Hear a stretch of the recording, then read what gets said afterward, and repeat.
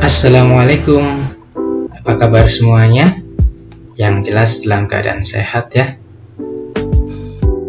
Berikut akan ditampilkan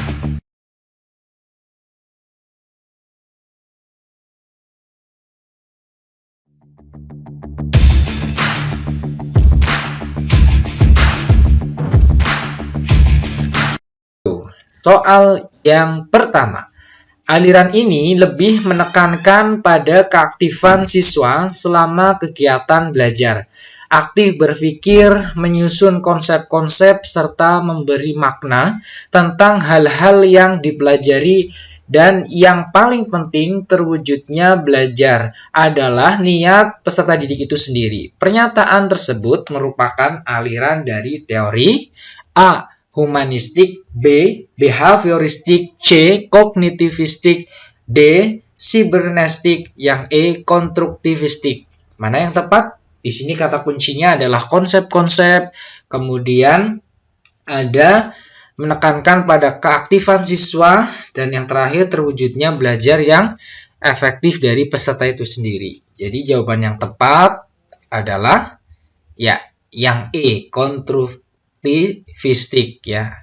Ini teori belajar yang menekankan pada keaktifan, konsep-konsep belajar, dan terwujudnya niat peserta didik itu sendiri. Oke, lanjut ke soal yang kedua. Contoh penerapan teori behavioristik yang dapat dilakukan oleh guru dalam praktik pembelajaran adalah A. Menyediakan atau memberikan kegiatan-kegiatan yang merangsang keingintahuan siswa dan membantu mereka mengekspresikan gagasannya. B. Membimbing siswa dalam memperoleh pengetahuan baru. C. Memberikan stimulus kepada peserta didik berupa penataan lingkungan belajar.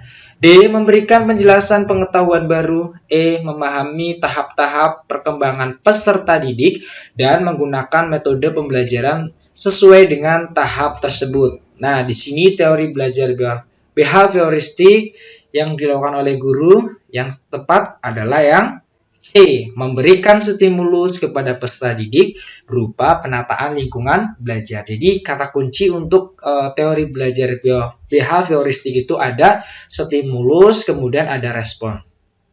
Oke, gampang ya. Kita lanjut soal yang ketiga. Pernyataan berikut yang menjelaskan makna istilah kognitif adalah A. Kemampuan berinteraksi, B. Kemampuan mengemukakan pendapat, C. Kemampuan untuk memecahkan masalah, D. Kemampuan untuk mengintegrasikan diri, E. Kemampuan berkomunikasi. Nah, teori makna dari istilah kognitif itu adalah ya E ya, kemampuan untuk memecahkan masalah. Next, kita bahas soal yang keempat. Menurut Brunner, apabila seseorang memahami objek-objek atau dunianya melalui gambar-gambar dan visualisasi verbal, dengan kata lain peserta didik belajar melalui bentuk perumpamaan atau perbandingan. Hal ini merupakan tahapan dari A. Ikonik, B. Simbolik, C. Konflik, D. Intuitif, E. Enaktif. Jawaban yang tepat adalah ikonik ya. Jelas ya, di sini ada kata kunci objek-objek, kemudian ada gambar-gambar, visual. Nah, ini masuk di tahapan ikonik. Next, kita bahas soal yang kelima. Apabila dalam proses belajar, peserta didik melakukan sesuatu sampai dengan mendapatkan respon yang tepat dan sesuai dengan apa yang diinginkan, serta menghilangkannya apabila dirasakan tidak sesuai. Hal ini merupakan prinsip belajar dari A. Conditioning, B. Stimulus respon, C. Shaping, D. Trial and error, yang E. Konseptualisasi. Yang tepat adalah yang D. Trial and error. Proses belajar peserta didik sesuatu sampai dengan dapat respon, kemudian ingin yang dimiliki oleh peserta didik itu sesuai dengan apa yang diinginkan oleh guru. Nah, jawaban yang tepat prinsip belajarnya itu adalah trial and error. Oke, kita lanjut soal yang keenam. Pada tahap konseptualisasi, kemampuan yang dimiliki oleh peserta didik adalah A. Mampu memahami sebuah kejadian, B. Mampu membuat peraturan, C. Mampu memahami permasalahan, D. Mampu memecahkan masalah, E. Mampu mengalami sebuah kejadian. Jawaban yang tepat adalah D ya, mampu memecahkan masalah.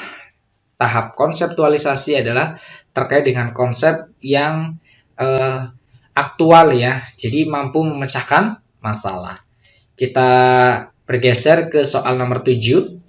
Di dalam proses pembelajaran, para siswa dihadapkan dengan situasi di mana ia bebas untuk mengumpulkan data, membuat dugaan atau hipotesis, mencoba-coba, trial and error, mencari dan menemukan keteraturan atau pola, menggeneralisasi atau menyusun rumus beserta bentuk umum, membuktikan benar tidaknya dugaannya itu. Hal ini merupakan penerapan teori belajar A. Sibernetik, B. Konstruktivistik, C. Behavioristik, D. Humanistik, E. Kognitivistik. Jawaban yang tepat yang mana? Ya, yaitu B ya, konstruktivistik. Oke, lanjut ke soal yang ke-8. Teori belajar yang mengutamakan perubahan tingkah laku pada individu yang belajar dengan mengutamakan hubungan stimulus dan respon merupakan teori belajar A. Humanistik, B. Konstruktivistik, C. Rekonstruktivistik, kemudian yang D. Behavioristik, E. Kognitivistik. Nah, di sini ada kata kunci stimulus dan respon jelas ya, yaitu jawabannya adalah behavioristik. Berikutnya soal yang ke-9. Seluruh komponen pendidikan memiliki tujuan yang sama, yaitu terbentuknya manusia yang ideal, manusia yang dicita-citakan, yaitu manusia yang mampu mencapai aktualisasi diri. Pernyataan tersebut merupakan bagian dari teori A. Sibernetik, B. Kognitivistik, C. Humanistik, D. Behavioristik, yang E. Konstruktivistik. Nah, di sini ada kata kunci manusia yang ideal, manusia yang dicita-citakan. Nah, objeknya adalah manusia. Jadi, teori ini adalah teori humanistik ya.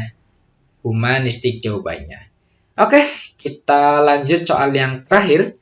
Di bawah ini adalah tipe belajar menurut Habermas, kecuali A. Belajar aktif, B. Belajar emansipatoris, C. Belajar konsep, D. Belajar praktis, yang E. Belajar teknis. Nah, jawaban yang tepat apa nih tipe belajar menurut Habermas? Kecuali ya. Nah, jawabannya adalah A. Yang bukan itu adalah yang A, yaitu belajar